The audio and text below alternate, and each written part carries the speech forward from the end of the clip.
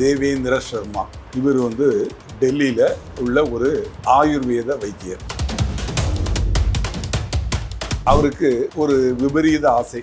இவர் ஆப்ரேஷன் பண்ண வேண்டிய வேலை கிடையாது, ஆப்ரேஷன் பண்ணதுக்கு தகுதியே கிடையாது. கிட்னி ஃபெயில்யூர் ஆனவங்களுக்கு கிட்னி டிரான்ஸ்பிளான்டேஷன், அதாவது மாற்று சிறுநீரக அறுவை சிகிச்சை செய்யப்படும் அப்படின்னு போடுறாரு.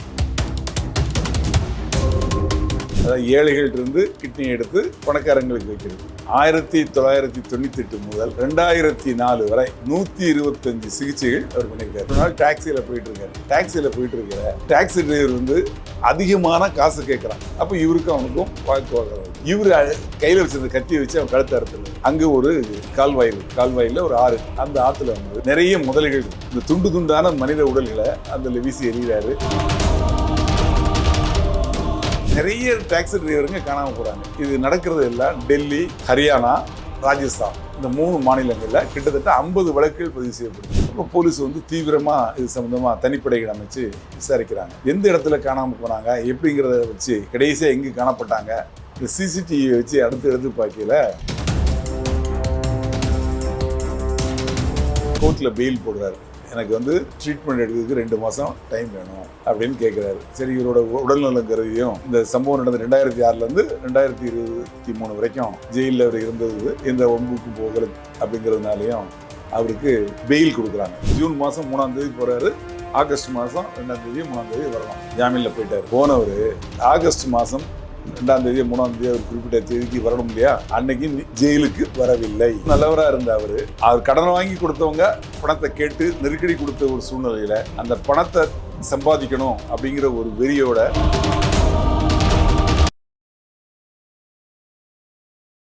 வணக்கம். தேவேந்திர சர்மா. இவர் டெல்லியில் உள்ள ஒரு ஆயுர்வேத வைத்தியர். ஆயுர்வேதம் அப்படிங்கிறது என்னென்னா, இலை, தழை, இந்த மாதிரி இதை கொண்டு மருத்துவம் பார்க்குறது. இலை, தழை இது கேரளாவில் அதிகமாக பண்ணுவாங்க. அது கேரளா வைத்தியம் சொல்லுவாங்க. இது ஆயுர்வேத வைத்தியம் சொல்லுவாங்க. இந்த ஆயுர்வேதத்தில் அவர் ஒரு மருத்துவர், அதை படிச்சிருக்காரு.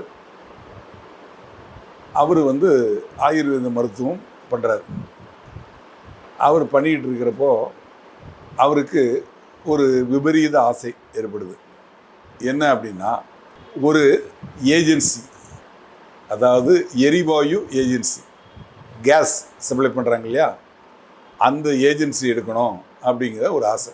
அதுக்காக இவர் மருத்துவம் பார்த்து கொஞ்சம் கொஞ்சமாக சேர்த்து வச்சுருக்க காசு, அது போக தெரிந்த நண்பர்கள்ட்ட, உறவினர்கள்ட்ட கடன் வாங்கிய காசு, அது போக பேங்கில் இவரோட மருத்துவமனை கிளினிக்கை டெவலப் பண்ணுறதுக்குன்னு சொல்லி வாங்கின காசு எல்லாத்தையும் சேர்த்து 1994 11 லட்சத்தை ஒருத்தர்கிட்ட கொடுக்குறாரு.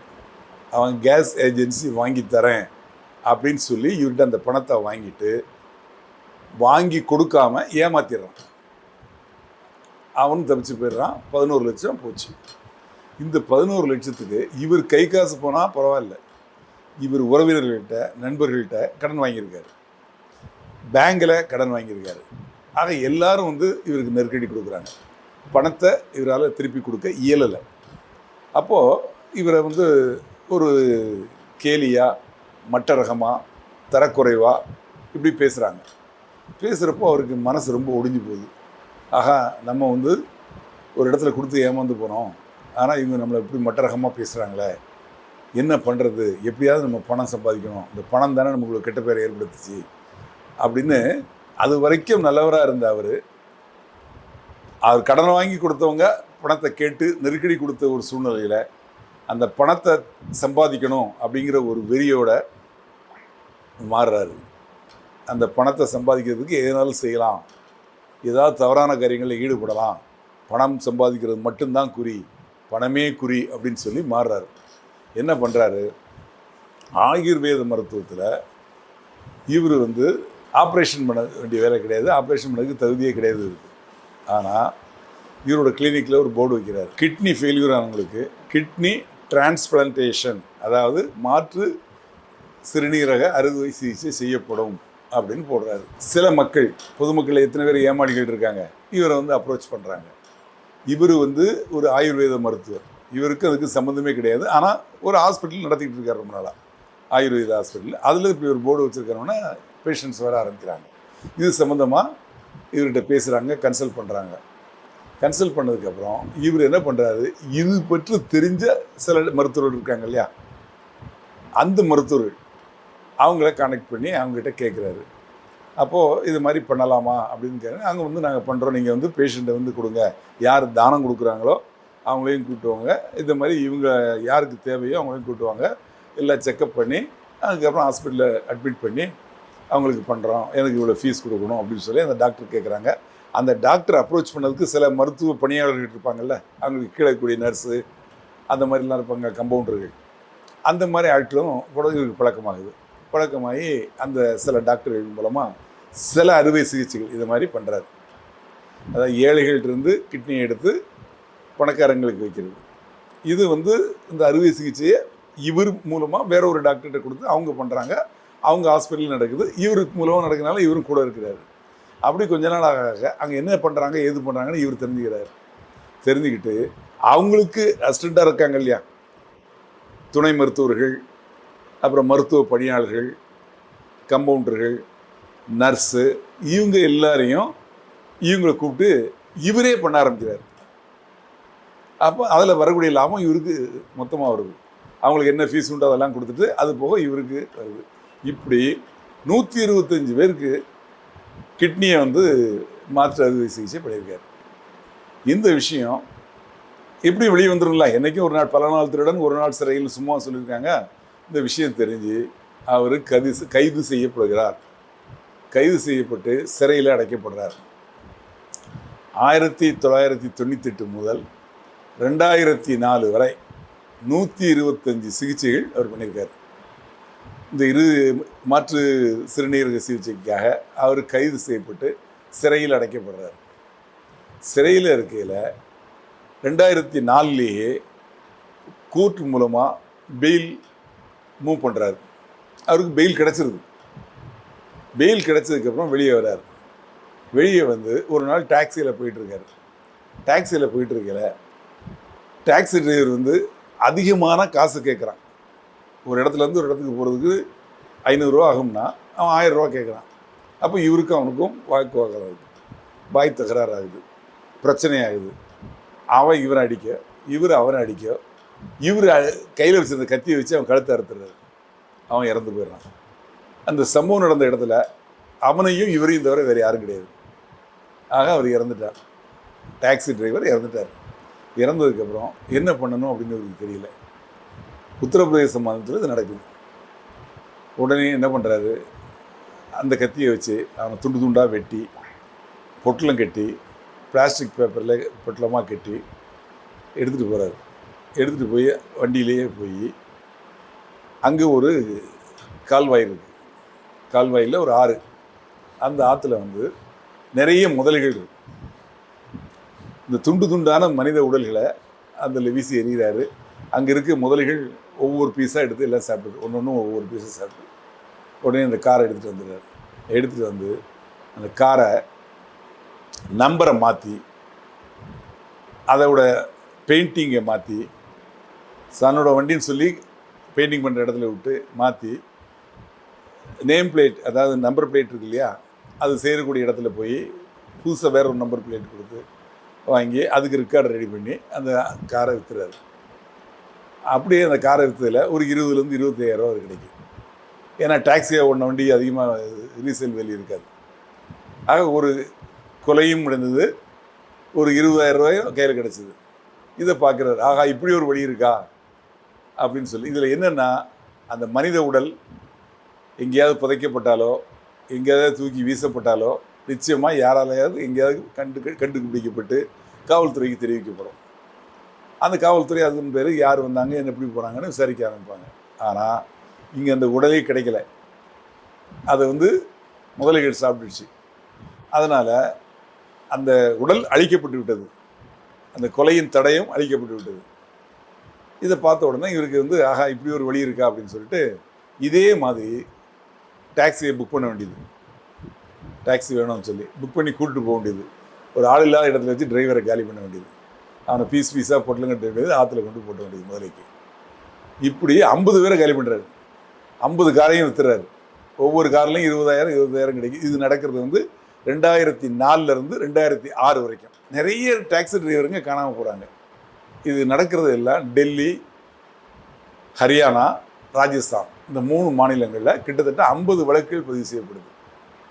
அதுக்கப்புறம் என்ன ஏது அப்படிங்கிறதே போலீஸுக்கு புரியல. அப்புறம் போலீஸ் வந்து தீவிரமாக இது சம்மந்தமாக தனிப்படைகள் அமைச்சு விசாரிக்கிறாங்க. எந்த இடத்துல காணாமல் போனாங்க எப்படிங்கிறத வச்சு, கடைசியாக எங்கே காணப்பட்டாங்க அப்படிங்கிறத வச்சு பார்க்குறாங்க. அடுத்து அப்போ சிசிடிவி வர ஆரம்பிச்சிருச்சு. இந்த சிசிடிவியை வச்சு அடுத்து பார்க்கையில் டாக்டர் தேவேந்திர சர்மா மாட்டுறாரு. அப்போது இவரை பிடிக்கிறாங்க.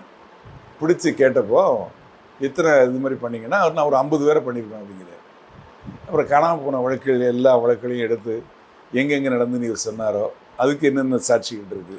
மெயினாக அந்த இறந்தவரின் உடல் அது கிடைக்கவே இல்லை. ஆனால் இவர் எடுத்துகிட்டு போனால் இந்த இடத்துல கொண்டு போட்டார் அப்படிங்கிறதுக்கு சிசிடிவி ஃபுட்டேஜ் இருக்குது. இந்த வண்டியில் வந்தார் அப்படிங்கிறதுக்கு இருக்குது. அந்த வண்டிக்கு யார் ஓனர், யார் டிரைவர் அப்படிங்கிற மூலமாக ஒரு 7 வழக்குகளில் மட்டும் 50 வழக்குகள் மீது தொடரப்பட்டாலும் 7 வழக்குகளில் ஆயுள் தண்டனை கொடுக்குறாங்க. இது வந்து என்ன செக்ஷன்லாம் அதில் வரும்னா, வண்டியை பொய்யா சொல்லி புக் பண்ணி கடத்திட்டு போகிறாரு, கடத்தல். 2வது கொலை. 3வது கொலை செய்த உடலை மறைக்கிறார், 201 IPC. இந்த 3 செக்ஷன்கள்லையும் அவருக்கு வந்து ஆயுள் தண்டனை 7 வழக்குகளில் கொடுக்கப்படுது. அந்த 7 வழக்குகளில் ஆயுள் தண்டனையை அனுபவிச்சுட்டு பீகார் ஜெயிலில் இருக்கிறார், டெல்லியில். கிட்டத்தட்ட 2023 வரைக்கும் ஜெயிலே இருக்கார். அப்போ இவருக்கு வயசாயிடுச்சு, 67 வயசு. அப்போ உடல் நலம் பாதிக்கப்படுது. உடனே கோர்ட்டில் பெயில் போடுறாரு. எனக்கு வந்து ட்ரீட்மெண்ட் எடுக்கிறதுக்கு 2 மாதம் டைம் வேணும் அப்படின்னு கேட்குறாரு. சரி, இவரோட உடல்நலம் கருதியும் இந்த சம்பவம் நடந்த 2006 2023 வரைக்கும் ஜெயிலில் அவர் இருந்தது இந்த ஒம்புக்கு போகல அப்படிங்கிறதுனாலையும் அவருக்கு பெயில் கொடுக்குறாங்க. பரோல்னால் என்னென்னா, அவருக்கு ஜாமீன் கொடுத்துருவாங்க. அவருக்கு 1 மாதமோ 2 மாதம் கேட்டார். இந்த 2 மாதம் லீவு போயிட்டு அது 2 மாதம் முடிஞ்சதுக்கப்புறம் ஜூன் மாதம் 3ஆம் தேதி போகிறாரு.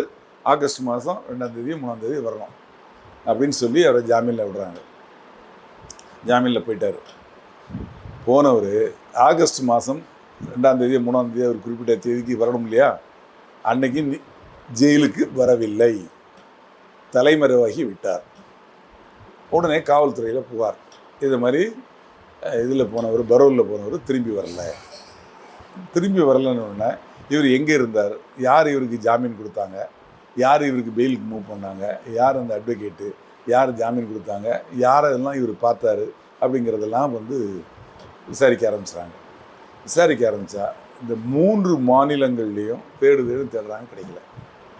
கடைசியில் ஒரு தகவல் கிடைக்கி, ராஜஸ்தான் மாநிலத்தில் ஒரு கிறிஸ்துவ பாதிரியார் இருக்கிறாரு, அவர் ஆயுர்வேத சிகிச்சை பண்ணுறாரு அப்படிங்கிற ஒரு தகவல் வந்து பீகார் போலீஸுக்கு கிடைக்குது. உடனே அவங்க இருந்து மஃப்டியில் இங்கேருந்து ஆட்களை அங்கே அனுப்புகிறாங்க. மஃப்டி போலீஸ் வந்து அங்கே பீட் போலீஸ் மாதிரி அந்த பக்கம் அப்படி மூவ் பண்ணிகிட்டே இருக்காங்க. சிலர் வந்து மஃப்டியிலே சுற்றுறாங்க. அப்போ பார்த்தா ஒரு கிறிஸ்துவ அமைப்பில் இவர் பாதிரியாராக சேர்ந்து மருத்துவம் பார்த்துட்ருக்கார். அங்கே இருக்கக்கூடிய அந்த கிறிஸ்துவ மதத்தை சேர்ந்தவங்களுக்கோ அதை நடத்தக்கூடியவங்களுக்கோ இவர் தான் அந்த ஷர்மா, காணாமல் போன ஏற்கனவே இருந்து ஜெயிலிருந்து தப்பிச்சு போனவர், 125 பேருக்கு ஆப்ரேஷன் பண்ணவர், 50 கொலைகளை பண்ணவர், 7 கொலைகளில் ஆயுள் தண்டனை பெற்றவர் அப்படிங்கிறது தெரியாது. ஆனால் இங்கே வந்து அந்த மஃப்டி போலீஸ், சிஐடி போலீஸ், உளவுத்துறை போலீஸ் அவங்களுக்கு தகவல் மேலதிகாரிகளை கொடுத்து மேலதிகாரிகள் வந்து இவரை கைது பண்ணி திருப்பி தீகார் ஜெயிலில் கொடுத்தாங்க. இந்த தேவேந்திர சர்மாவுக்கு இந்த மாதிரி கொலைகள் செய்ததுனால, அவர் டாக்டர், மருத்துவர் அல்லவா, அதனால் அவருக்கு ஒரு நிக் நேம் டாக்டர் டெத் அப்படின்னு அவர் அழைக்கப்பட்டார். அவர் இப்பவும் ஜெயிலில் தான் இருக்கிறார். இதை பார்க்கக்கூடிய நேயர்களே, அதாவது உடல்நலம் பாதிக்கப்பட்டவர்களை காப்பாற்றி உயிரை காப்பாற்றக்கூடிய உன்னதமான பணியை செய்யக்கூடியவங்க டாக்டர். அந்த பணியை செய்யக்கூடிய ஒரு டாக்டரே ஒரு துரோகியாக மாதிரி சம்பந்தமே இல்லாமல் அவர் படிக்காத தொழிலாகிய சிறுநீரக மாற்று அறுவை சிகிச்சை 125 பேருக்கு பண்ணியிருக்காரு. அதில் எத்தனை பேர் என்ன இருப்பாங்க தெரியல. விசாரித்து பார்த்தா தெரியும் எத்தனை உயிர்கள் பலியாக இருக்கும் அப்படின்னு. அதாவது கொடுத்தவனும் பலியாக இருப்பான், சிறுநீரகத்தை வாங்கினவனும் பலியாக இருப்பான். அதனால் கோடி கோடியாக சம்பாதிச்சார். ஜெயிலுக்கு போனார். நம்ம நாட்டில் உள்ள சட்டத்தில் வழி இருக்கிறதுனால பெயிலில் வந்துட்டார். வந்தப்புறமா ஒழுங்காக இருந்தாரா? டாக்ஸி டிரைவரை பிரச்சனை பண்ணினா அவனை கழுத்தெடுத்து கொண்டார். கொன்னதுக்கப்புறம் கொண்டு போய் முதலைக்கு போட்டார். அதை டாக்ஸியை கொண்டு போய் விற்றார். அப்படி ஒரு 50 பேரை கொலை பண்ணிட்டார். 50 டாக்ஸியை விற்றுட்டார். அதில் வந்த பணம் என்ன? இத்தனை உயிர்களை வெளி வாங்கியிருக்கார். ஆக ஒரு மருத்துவர், புனிதமான தொழிலை செய்யக்கூடியவரே ஒரு கொலையாளியாக மாறியிருக்கார். அதனால் சமூகத்தில் எந்த அந்தஸ்தில் இருந்தாலும் கெட்டவர்கள் கெட்டவர்களே. அதனால் நம்ம உஷாராக இருக்கணும். அவங்க செய்யக்கூடிய தொழில் டாக்டர் அப்படிங்கன்னா அந்த டாக்டர் என்ன படிச்சிருக்காரு, அது உண்மையிலேயே படிச்சிருக்காரா அப்படிங்கிறதெல்லாம் தெரிஞ்சுக்கிட்டு அந்த ட்ரீட்மெண்ட்டுக்கு போங்க. எதையும் நம்பி யாரையும் நம்பி உங்கள் உடலையும் உடல் நலத்தையும் கெடுத்துக்காதீங்க. நன்றி, வணக்கம்.